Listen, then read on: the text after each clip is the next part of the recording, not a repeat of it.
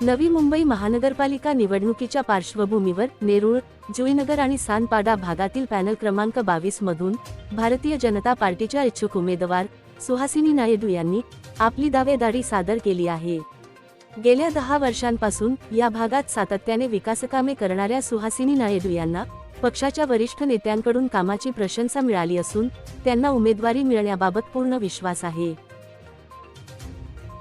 आज पॅनल क्रमांक 22 नेरूळ, जुईनगर आणि सानपाडा हे खूप मोठा प्रभाग आहे। आधी जे होतं फक्त नेरूळचा प्रभाग होता, वॉर्ड नंबर 84। आज गेल्या 10 वर्ष 11 वर्ष मी भारतीय जनता पार्टीचा एक निष्ठ कार्यकर्ता म्हणून काम करत आहे। तुम्ही बघाल माझं जनसंपर्क कार्यालय हा 10 वर्षापूर्वी मी आमदार सौ मंदाताई म्हात्रे यांच्या हस्ते ओपनिंग केलेलं।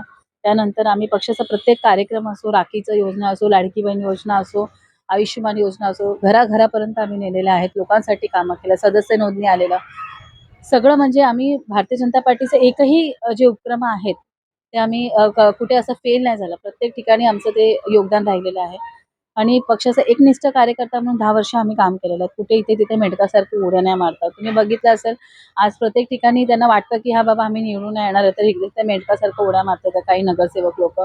म्हणजे जे मतदार आहेत त्यांच्यासाठी हा खूप मोठा खंत आहे की आपण निवडून दिलेले कुठे कुठे जातात आहे। तर तसं आम्ही एकनिष्ठाने काम केलेलं आहे आणि तुम्ही बघाल की आज माझ्या प्रभागात खूप कामं माझ्या माध्यमातून झालेले आहे। जुईनगर असो किंवा नेरूळ असो, सेक्टर 2, 4 या जे वॉर्ड आहे तिथे आमदार निधीतून, महानगरपालिकेच्या निधीतून, स्वखर्चेतून पण भरपूर काम केलेलं आहे।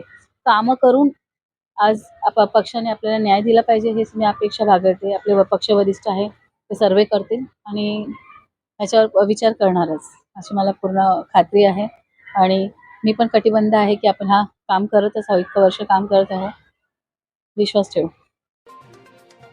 तर महापालिका निवडणुकीत भाजपाची ताकद वाढवण्यासाठी सुहासिनी यांसारख्या समर्पित कार्यकर्त्यांची भूमिका महत्त्वाची ठरेल असे पक्षातील वरिष्ठांचे म्हणणे आहे।